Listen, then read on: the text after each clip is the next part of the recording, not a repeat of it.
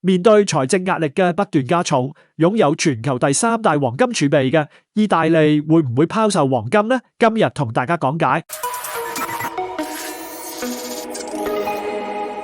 早晨，我係 AI Mark， 今日係2025年12月8日，歡迎收睇財經早餐。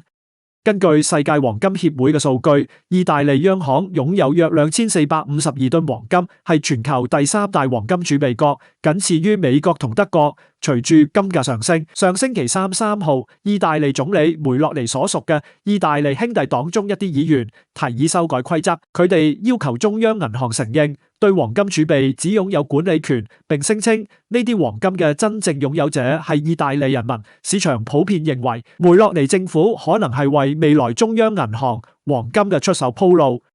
事實上，今次並唔係意大利政府首次表達對拋售黃金儲備嘅意向。喺2019年，意大利聯盟黨就曾提出要將黃金儲備嘅控制權轉交俾政府。而家梅洛尼政府只係重申咗呢一個立場啫。意大利嘅舉動引起咗歐盟嘅關注。歐盟認為各國中央銀行獨立處理黃金儲備，唔應受到政府政策嘅影響。此外，歐盟提醒意大利需遵守加入歐元區時所作出嘅承諾，即係政府唔能夠隨意處置呢啲儲備。當然，咁並唔意味住意大利會喺短期內拋售佢哋嘅黃金儲備，因為要使呢個方案通過國會並唔容易，而且歐盟亦可能會進行阻攔。不過呢件事引發咗一個問題，隨住金價持續上漲，而好多擁有大量黃金儲備嘅西方國家，佢哋嘅財政狀況又不斷惡化。當金價越高，佢哋拋售黃金嘅動機將會越加強烈。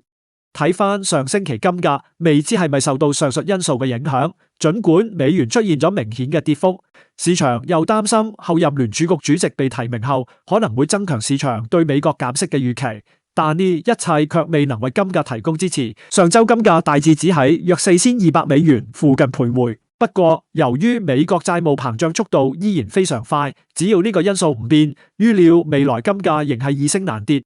最後睇翻今個星期市場焦點，今個星期焦點當然離唔開星期4 11號聯儲局議息會。按利率期貨價格變化顯示，而家市場估計聯儲局減息25基點機率係92%，就等我哋觀察事情發展。